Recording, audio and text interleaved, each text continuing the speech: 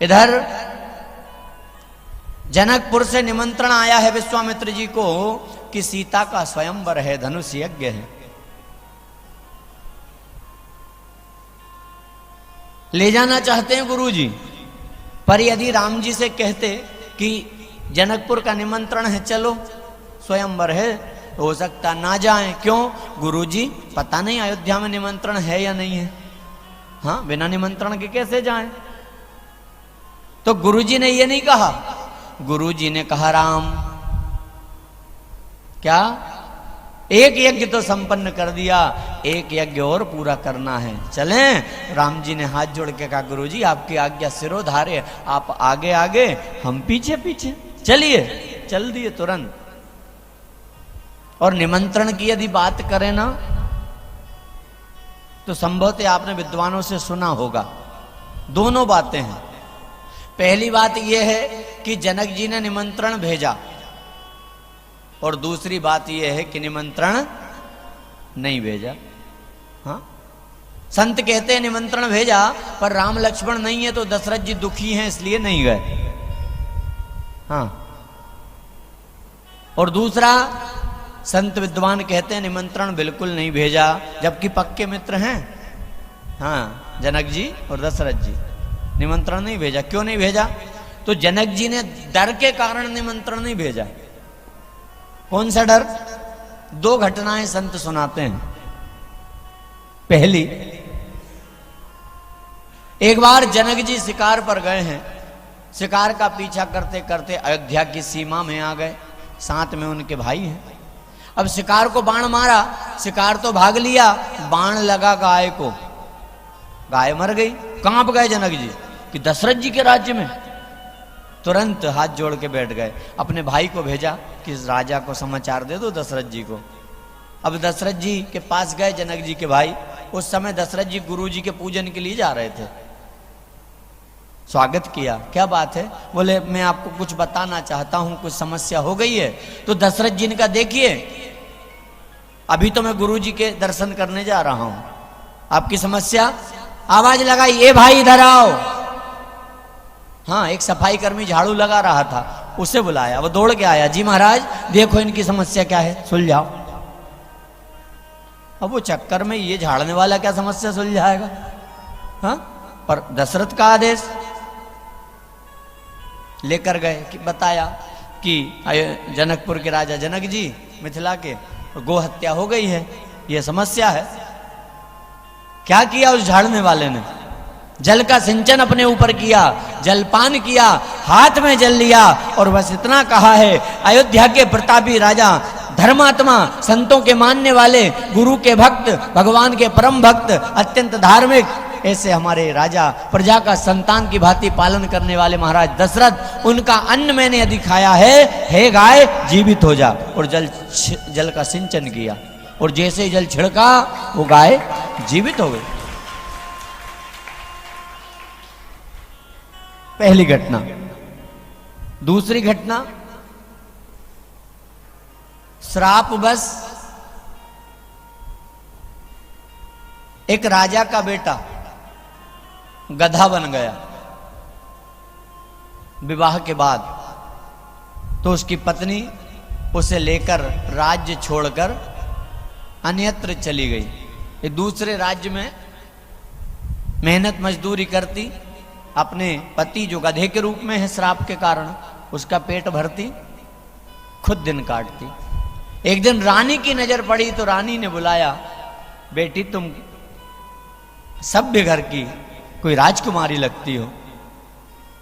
आंख में आंसू आ गए, सारी बात बताई कि मैं उस राज्य के राजा की बेटी हूं, ये मेरा पति है, श्राप के कारण गधा बन गया। तो रानी ने आदेश दिया इससे कोई काम नहीं करवाएगा, अच्छे से ध्यान रखा जाए। और राजा से उस रानी ने कहा इस बिटिया के दुख को हमें दूर करना है, क्योंकि परमार्थ सबसे बड़ा धर्म है, दूसरों का भला। क्या किया जाए? बोले श्राप के कारण गधा बना तो कोई तो उपाय होगा कि श्राप कट जाए। तो घोषणा करवा दी, उपाय बताइए। उपाय क्या मिला कि गंगा की धार को 2 भागों में बांट दिया जाए, और फिर वो जल इसको पिलाया जाए तो ये राजकुमार बन सकता है। हाँ, तो घोषणा करवा दी। बड़े बड़े राजा महाराजा आए, प्रयास किया, कोई हल नहीं निकला। दशरथ जी से आशा थी, दशरथ जी को खबर भेजी। दशरथ जी दुखी हैं क्योंकि राम नहीं है। रात्रि में नींद नहीं आई, सरयू के किनारे घूम रहे तो पीछे से पहरेदार आया, डोम, और पीठ में दिया डंडा। और जैसे देखा, राजन आप क्षमा कीजिएगा, मेरा काम है रक्षा करना, मुझे लगा कोई चोर है। दशरथ जी ने कहा कोई बात नहीं भैया। बोले राजन नींद नहीं आ रही, इतनी रात गए? तो सारी समस्या बताई कि मुझ पर भरोसा दिखाया और मेरा मन जाने का नहीं है, क्या करूं? तो उस डोम ने कहा महाराज इतनी सी बात, आप तो एक पत्र लिख दो, मैं जाता हूं। हाँ, दशरथ जी ने पत्र लिख दिया, व्यस्तता के कारण मैं तो नहीं आ पा रहा हूं, यह आदमी भेजा है काम करवा लेना। रथ में बैठा चला वो पहरेदार, और उसकी समझदारी देखिए, दूर ही रथ को रुकवाया और उतर के पैदल आया। क्योंकि रथ से यदि पास में जाता लोग समझते दशरथ जी आ गए, तो प्रणाम करते, उसका पुण्य क्षीण हो जाता। हाँ, दूर उतरा, नंगे पांव आया, सबको प्रणाम किया, वो पत्र दे दिया। क्या लिखा है? मैं नहीं आ पाया, इसे भेजा काम करवा लेना, अब दशरथ की आज्ञा।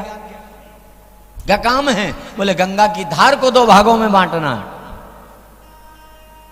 गंगा जल का सिंचन किया, गंगा जल पान किया, और उस पहरेदार ने भी कहा है अयोध्या के राजा, प्रतापी राजा महाराज दशरथ अत्यंत धर्मात्मा है, गुरु के भक्त हैं, संत महात्मा ब्राह्मणों के पूजक हैं, और यदि उनका अन्न मैंने खाया है, हे गंगा मैया 2 भागों में बट जाना, ये कहकर अपना पांव गंगा में रखा, गंगा मैया 2 भागों में बट गई। जल उस गधे को पिलाया, वो राजकुमार बन गया। वहां जनक जी भी थे।